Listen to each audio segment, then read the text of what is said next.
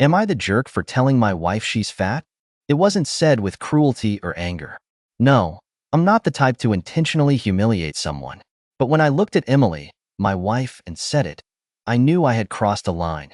It all started as an innocent conversation. We were sitting on the couch, eating popcorn, and watching another Netflix show. For the past few months, she had often complained about struggling to fit into her favorite clothes and feeling insecure. I tried to support her, telling her she was still beautiful, that her body didn't define her as a person. But she kept fixating on her weight, and I thought it was just a phase of self-criticism we'd get through together.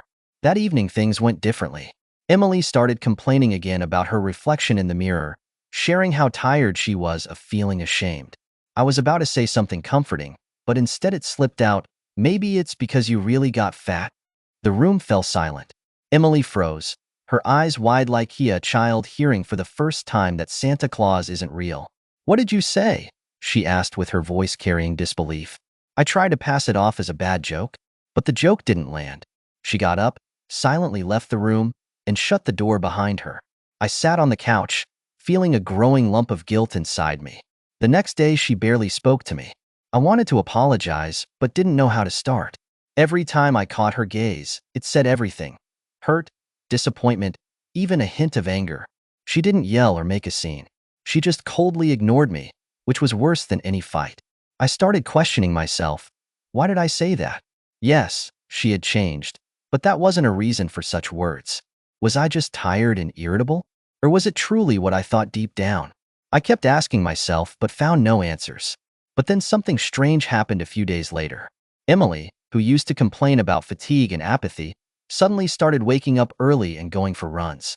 The sweets she loved disappeared from her menu, replaced by smoothies and salads. She didn't say a word to me, but her actions spoke louder than anything. She was transforming, and it was happening at an alarming pace. I should have been happy for her, but instead, I felt uneasy. It seemed like this wasn't a healthy desire to change, but an attempt to prove something to me. But what exactly? Emily continued her transformation, and the changes weren't just physical. If we used to talk about everything, from work to which ice cream flavor was the best, our conversations now had become dry and formal. She barely looked at me, as if I had become invisible to her. A couple of weeks later, I realized things were getting serious. She hadn't just lost a few pounds. She had completely transformed. Her face was thinner, her body more toned, and even her walk had changed. She was someone I barely recognized. "Emily, I want to talk," I said to her at breakfast. She nodded without looking up from her phone, as if it was her last bastion of indifference. "I'm listening," she said curtly, scrolling through her screen. "I want to apologize for what I said that day. It was stupid, cruel, and doesn't reflect how I really feel." Her eyes finally met mine. "Really? And how do you really feel, Josh?" Her voice was icy, but there was a flicker of interest in her eyes I hadn't seen in a long time. "I love you, Emily, no matter how you look. You've always been beautiful to me." I felt my voice betray me, trembling slightly. "But it hurts to see you tormenting yourself. Are you doing all this for yourself, or to prove something to me?" She paused for a moment and then looked away. "Does it even matter? You're the one who said I'd gained weight. Isn't that what started all of this?" Her words cut through me like a knife. I knew I couldn't change the past, but I needed to understand what was happening now. Emily started spending more time out of the house: gym sessions, runs, meetings of some kind. Her phone buzzed constantly with notifications she never showed me. I didn't want to be paranoid, but a voice in my head whispered, "What if there's someone else?" I couldn't shake the feeling. I started noticing little things: new makeup she applied before going out, elegant clothes she hadn't owned before. She never clarified who she was meeting or where she was going, and I was too much of a coward to ask. The turning point came a month later. One evening, I walked into our bedroom and saw her standing in front of the mirror. She was in her underwear, scrutinizing her reflection as if searching for an answer to some hidden question. When she noticed me, her face froze. "Did you need something?" she asked sharply, pulling on a robe. "I just wanted to say you look amazing." It was sincere. She really had changed, not just physically. But behind her confident exterior, I still saw the vulnerable Emily I loved. "Thanks," she replied coldly, and I felt the chasm between us grow even wider. Everything changed that evening when I finally decided to figure out what was going on. She was about to leave, wearing a new dress that highlighted her figure. At that moment, I realized I couldn't take it anymore. "Emily, wait," I said, stepping in her way. She stopped, but her expression was full of irritation. "What?" she snapped, shifting her purse from one hand to the other. "Tell me honestly, what's happening? You barely talk to me anymore. You're always out somewhere. Are we okay?" She sighed heavily and lowered her gaze. For a moment, I thought she would open up, that I was finally about to hear the answer I had been waiting for. But instead she said, "Josh, I don't want to discuss this right now. I have a meeting." "What meeting? Who are you always seeing?" My voice rose to a shout. She froze, her eyes widening in surprise. "Are you spying on me?" she asked, her voice a mix of hurt and anger. "No, I'm not spying. I just can't live in this void anymore. I feel like you've distanced yourself from me. If I did something, tell me. But this silence, it's killing me." Emily sighed and sat down on the nearest chair. "Fine, since you want to know so badly. I'm going to therapy." Her words hung in the air like a stone dropped into water. "Therapy?" I hadn't expected that. "Why didn't you tell me?" "Because it's about me. After what you said that day, I realized I needed to figure things out for myself. Who I am and who I want to be. And you decided to do this alone? Without me?" I felt hollow. "Josh, you don't understand. This isn't about you. It's about me. About how I feel when I look in the mirror. You were just the catalyst, but this was inside me long before your words." Her confession left me speechless. I realized I had been so focused on my guilt that I failed to see she was battling her own demons. The next day, I decided to give her space. I stopped interfering and stopped asking questions. But the paranoia still lingered.